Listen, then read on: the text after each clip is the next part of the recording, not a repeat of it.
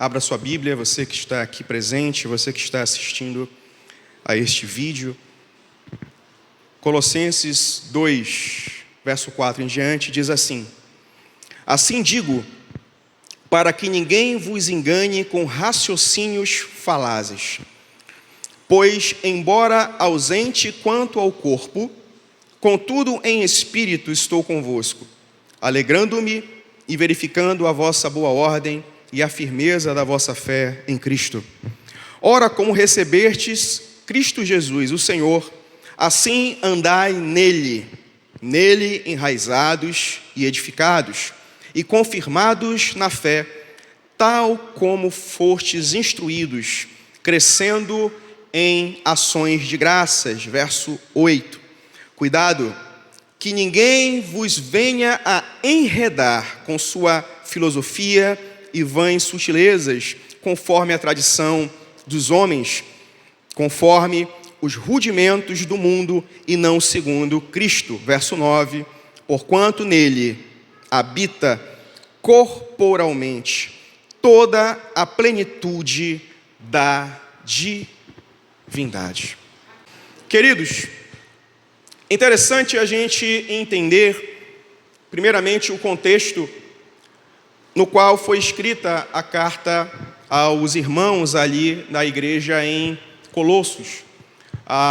Colossos hoje seria a atual Turquia, ficava ali na Ásia Menor, onde hoje é localizada a Turquia. E Paulo, ele identificou que havia um grupo de falsos profetas, havia um grupo de irmãos mal intencionados que estavam disseminando ensinos contrários à soberania de Cristo.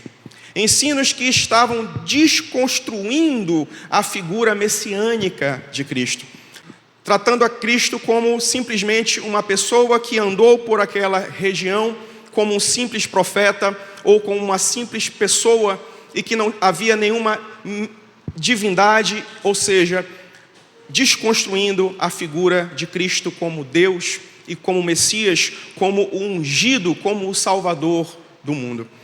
E Paulo, ele se apressou a escrever esta carta e ele fala aqui: pois, embora ausente quanto ao corpo, contudo em espírito estou convosco. Paulo, ele estava na sua estadia ali na igreja em Corinto, onde ele passou 18 meses. E nesses 18 meses ele tratou de escrever não apenas a carta aos Colossenses, mas também outras cartas que foram e são muito importantes para nós como igreja. E Paulo tratou de tentar, como diz aqui no verso 9, porquanto nele, Cristo, habita corporalmente toda a plenitude da divindade. Paulo faz questão de destacar que Cristo é soberano. Paulo faz questão de destacar a divindade de Cristo. Cristo é Deus. Diferente do que alguns mal intencionados irmãos ali, ou falsos profetas, estavam disseminando. E Paulo, ele fala assim, por isso que ele diz: assim digo, que ninguém vos engane com raciocínios falazes. Outras versões trazem palavras de persuasão ou palavras persuasivas. O que seria um raciocínio falaz ou raciocínios falazes, meus irmãos? Simplesmente são mentiras que se parecem verdades.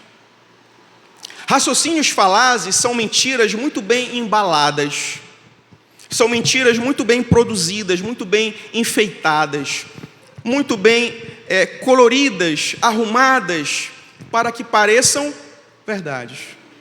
Mas ainda que seja arrumada, ainda que seja enfeitada, ainda que seja adornada, uma mentira continua sendo uma mentira.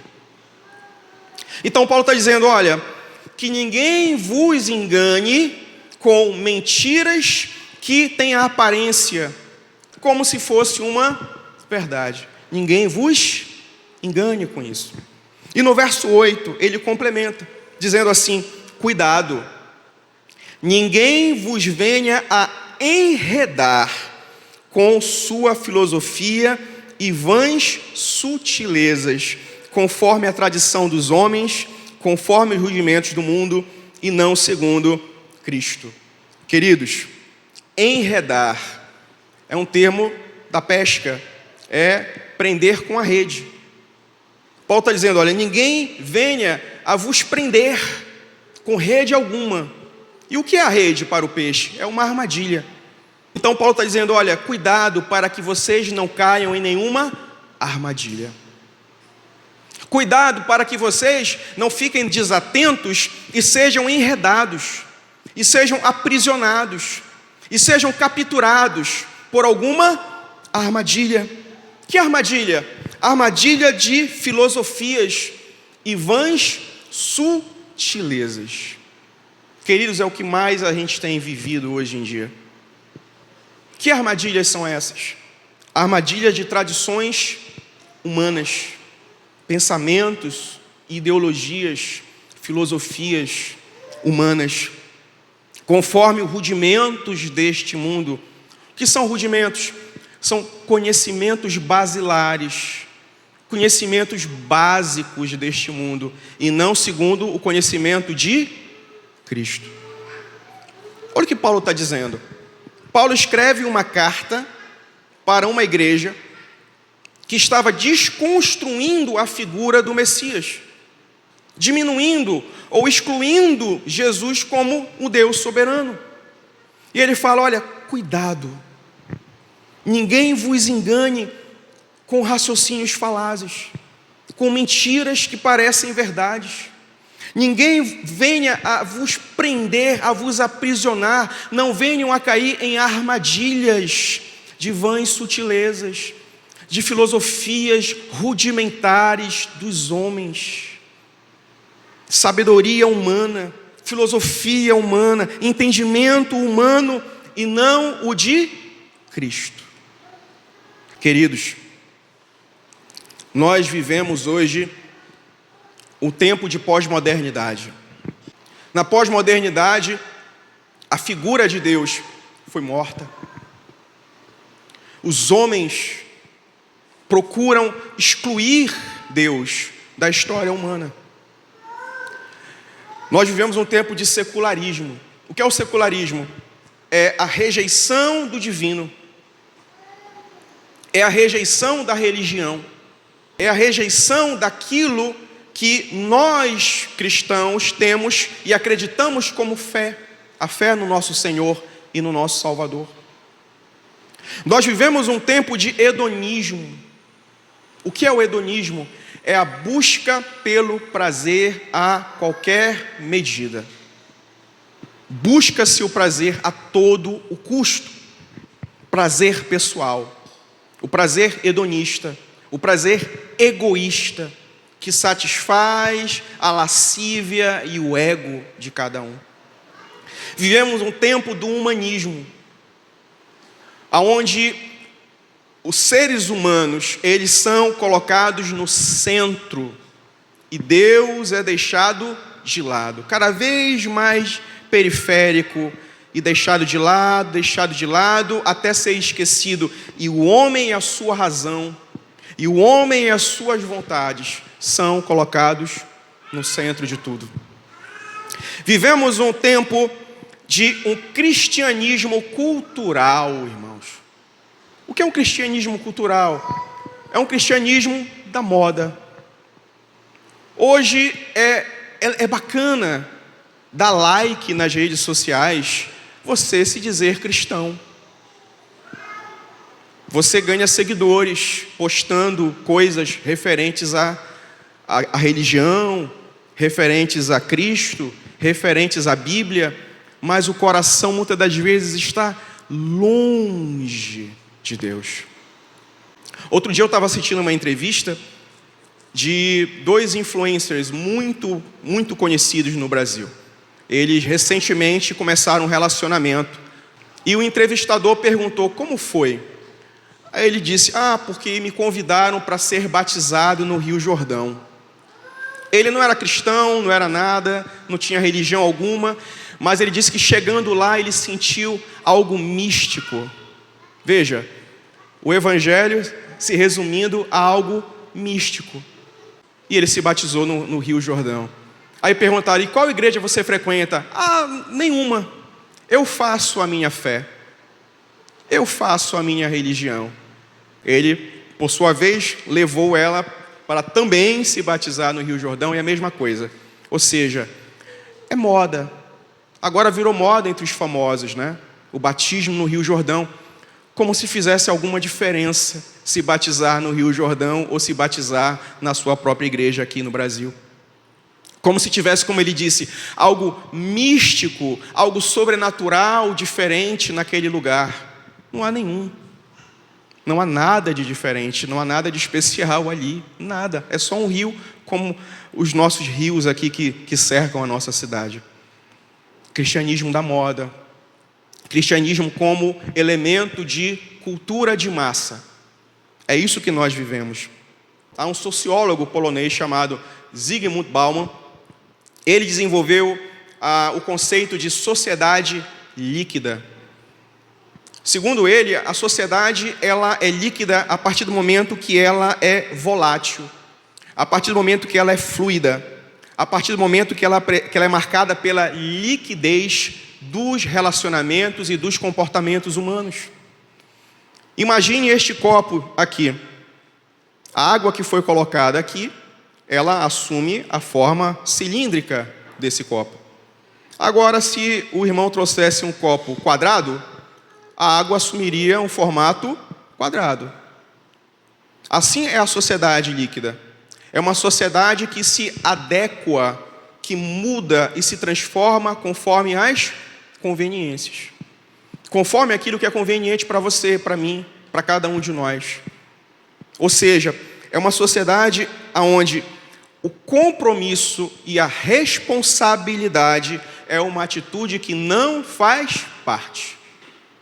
É por isso, queridos, que hoje as pessoas elas não querem assumir responsabilidade com nada.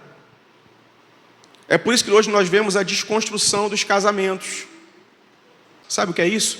Não querem compromisso, não querem responsabilidade. É muito mais fácil você simplesmente cada um ir para o seu lado, só vive junto, do que você enfrentar uma ação de divórcio. Não querem ter filhos, porque não querem ter responsabilidade com filhos, com crianças. Porque ter filhos é a maior responsabilidade que um pai e uma mãe possuem. Nada é mais importante, a partir do momento que você é pai ou mãe, nada é mais importante do que seus filhos. É a primeira missão, é o seu primeiro pastorado, é pastorear os seus filhos. Não querem mais essa responsabilidade, porque é mais fácil não ter filhos. Aquele comediante, ele se divorciou no casamento de quase 10 anos. Por quê? Porque a mulher queria ter filhos, e ele disse que crianças são uma perda de tempo. Filhos são uma perda de tempo. E ela se divorciou dele e ele deu o divórcio numa boa. Por quê? Porque ele preferia a liberdade egoísta dele do que ter filhos. Eu escrevi aqui, Bauman argumenta que os indivíduos na sociedade líquida tendem a considerar que a atitude mais racional é a de não se comprometer com o que quer que seja. Assim como uma nova oportunidade ou uma ideia aparecem, esse indivíduo se engaja sem qualquer dificuldade. Queridos, assim nós vemos a desconstrução da família. Hoje nós temos modelos de família completamente distintos dos modelos tradicionais, dos modelos que você vive, dos modelos que os seus pais viveram. Hoje nós temos trisais e outras constituições de casamento, relacionamentos abertos, onde as pessoas são casadas, mas podem ter relações com qualquer outra pessoa sem problema algum. Veja isso. Desconstrução da família. Banalização dos relacionamentos, irmãos. Hoje em dia é muito difícil fazer amizades. Não sei vocês, mas hoje em dia eu tenho muita dificuldade em conseguir amigos de verdade. Porque ninguém quer ter compromisso. Ninguém mais liga. assim, telefone, é só mensagem de áudio e aquela coisa bem profissional, né? Olha, faz isso, olha, faz aquilo, olha, não tem um bom dia, como você está? E aí, como foi a sua semana? Não existe mais isso. É muito difícil, meus irmãos. Sabe o que é isso? As pessoas não querem ter compromisso. É cômodo. Para que eu vou perguntar como é que o outro está? Vai que o outro diz que não está bem, aí vai querer desabafar comigo, eu não quero. Vai que o outro diz que está passando uma necessidade, aí vai compartilhar comigo e eu vou ter que ajudar, e eu não quero ajudar. É isso, irmãos. Banalização dos relacionamentos. Sexualidade livre. Olha só as construções sexuais que nós temos hoje em dia. Os absurdos, as aberrações que nós temos hoje na sociedade, a nível de sexualidade. Inversão de valores. O que antigamente era certo, era correto, hoje em dia é errado. E o que era errado, hoje em dia é correto. As pessoas não querem compromisso com nada. E isso vem para a igreja, irmãos. Na minha época de adolescente, início de juventude, as pessoas brigavam por cargo. Brigavam para fazer as coisas na igreja. Tinha opções. Hoje em dia a gente briga para ver se alguém faz. Sabe por quê? Porque não querem compromisso. São cristãos consumidores. Sabe o que é o cristão consumidor? É aquele que vem para a igreja, senta lá atrás. Estou falando de vocês aí, tá, irmãos? Vocês são uma bênção. Senta lá atrás, não fala com ninguém, acaba o culto e vai embora sem falar com ninguém. Aí no outro domingo, e no outro domingo, no outro domingo, no outro domingo, não faz nada. Não se compromete com nada. Não pergunta, olha, eu posso fazer isso? Posso fazer aquilo? Posso ajudar nisso? Posso contribuir com isso? São cristãos consumidores. Vem, consome a palavra, consome o louvor, consome a oração, consome o ar-condicionado da igreja, acabou, vai embora. E quando enjoa, muda de igreja. Igual restaurante. Sabe quando você vai no restaurante, todo dia enjoa do tempero? Pois é, quando enjoa do tempero da igreja, muda a outro lugar para comer. Vai para outro lugar comer. Hoje nós temos cristãos turistas. O cristão turista é aquele que todo domingo está no culto, diferente. Hoje está aqui, amanhã está na outra igreja, amanhã está na outra, em outra, e outra. E pior que se a gente falar alguma coisa, não gostam. Cristianismo líquido. Cristianismo líquido. A pessoa se adequa do jeito que as coisas vão. Não quer ter compromisso. Sabe por quê? Porque não vai ter pastor para cobrar. Porque não tem líder para cobrar. Porque não tem irmão para cobrar. Faz o que quer. Vem para a igreja quando quer. Ainda hoje eu estava conversando com o irmão, ele disse que ele faz parte de uma célula que é uma célula adenominacional. Ou seja, ninguém é de igreja nenhuma, eles só vão para lá. Eu falei, mas de que igreja? Inclusive essa pessoa está desviada. Estava conversando com ele hoje à tarde. Aí eu falei exatamente isso que eu estou falando para vocês. Eu falei, meu irmão, sabe o que é isso? Não querem ter compromisso. Ah, porque lá a gente não tem pastor, lá a gente não tem oferta, lá a gente não tem liturgia, lá não tem isso, não tem aquilo. Eu falei, pois é, porque vocês não querem compromisso. Vocês não querem pastor cobrando, vocês não querem pastor doutrinando, vocês não querem um líder ensinando, vocês querem ser crente do jeito de vocês. Ah, eu vou para a célula quando eu quero, eu ouço a palavra quando eu quero, eu sou crente quando eu quero. Meu irmão, que cristianismo é esse? Isso não é cristianismo. Que Jesus é esse? Que evangelho é esse tão fácil? O evangelho não é isso, meus irmãos. O evangelho tem um preço. O evangelho há uma cruz. Quem quiser vir após mim, carregue a sua cruz e siga-me. Há um preço. Se o evangelho fosse assim tão fácil, São Cruz, eu queria 2. Me vê 2 aí, um para eu consumir agora, um para eu embrulhar e levar para casa. O evangelho, ele tem um preço, sim, é um preço que nós temos que carregar. É o preço da renúncia. É o preço de dizer não para o mundo, como Paulo fala aqui. Dizer não para a tradição dos homens. Dizer não para os rudimentos do mundo. E nós temos que dizer sim para Cristo, porque nele habita corporalmente toda a plenitude da divindade. Não podemos ser cristãos só rotulares, meus irmãos. Eu até brinco que existe agora o crente de IBGE, né? É o crente de IBGE, só conta na estatística, porque crente de verdade não é. Não vem para a igreja, tem que vir para a igreja, meus irmãos. Tem que ter comunhão. Tem que ter comunhão.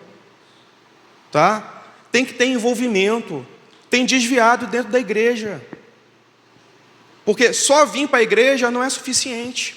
Igreja não é lugar para fazer turismo. Igreja é lugar de comunhão com Deus. Igreja é lugar de envolvimento com os irmãos. E isso é vida cristã. Se não houver envolvimento, você é um desigrejado dentro da igreja. O irmão que senta lá atrás, não fala com ninguém, acaba o culto, vai embora, e domingo que vem,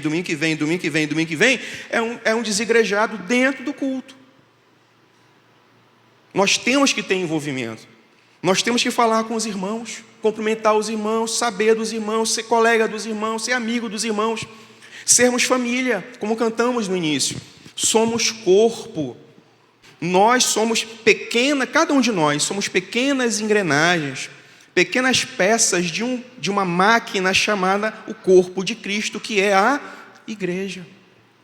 E cada um de nós temos que ter a nossa função e funcionar, para que o corpo ele possa trabalhar em harmonia e em amor. Mas Paulo, ele fala assim, no verso 6, ora, como recebestes Cristo Jesus, o Senhor, assim andai nele. Eu acho interessante que Paulo ele gosta muito de usar essa expressão andai, caminhai. Mas isso se refere, sabe a quê? A nossa jornada. A minha caminhada em Cristo e a sua caminhada na vida da fé. Porque a salvação é com Ele, é com Jesus. Jesus nos salvou. E eu não tenho nenhum papel nisso. Nenhum de vocês tem. A salvação é exclusiva do Senhor Jesus. Ele é a porta. Ele é a porta estreita. Ele é a porta apertada. Só que, diferentemente do que muitos pensam, tem gente que pensa, eu vou atravessar a porta estreita, mas em seguida vai ter um caminho largo. É assim, meus irmãos? Não. Quando você atravessa a porta estreita, atrás da porta estreita tem um caminho ainda mais estreito, ainda mais apertado. É por isso que muitos desistem. Tem gente que vai lá, olha a porta, não, essa porta é muito apertada para mim, não vou. Tem gente que vai lá, até abre a porta, aí bota a cabeça, olha, não, esse caminho é muito apertado, não vou. Tem gente que até começa a caminhar, mas quando caminha alguns metros, volta porque o caminho é muito apertado e não aguenta caminhar, não suporta. É um caminho apertado, é um caminho difícil, meus irmãos, para todos nós. Mas é um caminho que nos conduz à vida eterna, é um caminho que nos conduz ao alvo da salvação. Esse é o caminho. É um caminho que nos aperfeiçoa, é um caminho que nos santifica, é um caminho da renúncia, como falamos há pouco. É um caminho de você dizer não às coisas do mundo, dizer não aos prazeres do mundo, dizer não aos rudimentos do mundo, dizer não às filosofias, às vãs filosofias, às falácias deste mundo, às mentiras que aparentam ser verdades. Mentiras bem contadas, mentiras bem arrumadinhas, mentiras bem enfeitadas, até parecem como verdades, mas elas continuam sendo mentiras. Então Paulo ele fala assim, nele andai, como? 1, enraizados e edificados. 2, confirmados na fé, tal como fortes instruídos. 3, crescendo em ações de graças. Olha só, Paulo ele usa uma expressão da botânica e uma expressão da engenharia civil, né? Enraizados, né? Ou seja, com as nossas raízes fortes, firmes, profundas. E ele diz mais, e edificados. com as fundações, né? Com as nossas fundações muito bem feitas, muito bem construídas. Aí ele fala, confirmados na fé, que nós venhamos a confirmar a nossa fé em Cristo, porque Ele é o centro da nossa fé, é nele que nos agarramos, é nele que nos seguramos. A palavra fé, em hebraico, no original, ela tem um significado literal. Para nós, fé é algo abstrato, como saudade. Saudade é um sentimento abstrato. O que é saudade? Saudade é sentir a falta de alguém. A fé, para nós, ela também tem um sentido espiritual. Mas para os hebreus, a fé é algo concreto. Significa, nisto eu me agarro. Vem do hebraico, emuna. Nisto eu me agarro. Então Paulo está dizendo, olha, que vocês possam estar confirmados naquilo que vocês se agarram com todas as suas forças. E quem é que nós agarramos e abraçamos e seguramos com todas as nossas forças? Jesus. Paulo está dizendo que vocês estejam confirmados, agarrados, presos, abraçados com toda a força naquele que é a vossa fé, que é Jesus. E ele fala, tal como fortes instruídos, meus irmãos. E é isso que nós estamos fazendo. Estamos instruindo, ensinando, porque a nossa instrução, a nossa bússola que guia os meus passos e os seus passos é a palavra de Deus. Então nós temos que andar enraizados, nós temos que andar edificados, nós temos que andar confirmando a nossa fé da forma como nós fomos instruídos pela palavra de Deus. O Espírito Santo nos convence do pecado. O Espírito Santo nos fortalece. O Espírito Santo nos concede poder espiritual. Mas é a palavra de Deus que nos consolida, que nos enraiza, que nos edifica e que confirma a nossa fé em Cristo, porque ela nos instrui sobre como viver a vida no Senhor. A palavra de Deus é um manual. Quando você compra um produto, não vem lá um manual do fabricante? Então, a Bíblia é o manual do fabricante. É o manual que nos ensina como nós devemos caminhar, como nós devemos andar nele. E por fim, crescendo em ações de graça. A graça de Deus, ela é tudo para nós. Não há nada que eu possa fazer, ou qualquer um de vocês, por melhor que nós sejamos, por mais justos, por mais íntegros, por mais honestos, por mais piedosos, por melhor vida de oração que eu tenha, ou qualquer um de vocês, nós não podemos acrescentar uma única vírgula à nossa vida de fé e à nossa salvação, se não for pela graça de Deus, que é dom gratuito para que o homem não se glorie. Que maravilha, meus irmãos. Que maravilha. Hoje existe uma tal de hipergraça que algumas igrejas pregam. O que é a hipergraça? É aquela lá de Romanos, onde superabundou o pecado, superabundou a graça. A graça de Deus não é um salvo-conduto para nós pecarmos, meus irmãos. Não esqueça isso. Eu vou pecar porque a graça de Deus vai me cobrir e eu vou ser perdoado. Não. Com Deus não se brinca. Com Deus não se brinca. Nós não podemos negociar com o pecado. É claro que nós vivemos ainda nesse corpo corrupto, nesse corpo onde nós temos uma inclinação para o mal. Nós temos a inclinação para o mal, meus irmãos.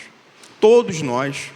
por melhor que você seja, por mais bonzinho que você seja, você tem uma inclinação natural para fazer o mal.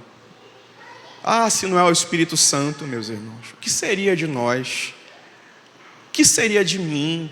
O que seria de cada um de vocês se não é o Espírito Santo dizendo: opa, não faz isso, opa, cuidado com isso, opa, não anda por aí, opa, não diga isso, opa, cuidado. É Ele que fica nos regulando. É Ele. A salvação nós temos garantida por Cristo, mas nós ainda temos um caminho a percorrer. Um caminho difícil, um caminho espinhoso, um caminho apertado, mas é um caminho que leva à salvação e à vida eterna em Cristo Jesus. Que nós possamos ter cuidado, meus irmãos. Cuidado. Hoje nós temos na internet um verdadeiro celeiro de vãs filosofias. Nós temos na internet um celeiro de falácias, de palavras sutis, de raciocínios falazes, de filosofias e ideologias humanas que querem sim desconstruir a família, que querem sim banalizar os relacionamentos, que querem sim inverter os valores, mas que nós possamos estar atentos, enraizados em Cristo, edificados em Cristo, confirmados na nossa fé, assim como nós fomos instruídos pela palavra de Deus. Que o Senhor Ele possa alimentar o meu coração e o seu coração todos os dias, e que você busque ao Senhor todos os dias. Meus irmãos, o culto, o domingo à noite, o domingo pela manhã, a quarta-feira à noite, é o momento que nós nos reunimos como corpo para adorar a Deus, para glorificar a Deus. Mas o culto, ele continua segunda, terça, quarta, quinta, sexta, sábado, domingo, de manhã, de tarde, de noite, de madrugada. Todo o tempo o culto continua. Sabe aonde? No seu e no meu coração. Cultue ao Senhor na sua vida e caminhe enraizado e edificado nele, confirmado na fé. Em nome de Jesus.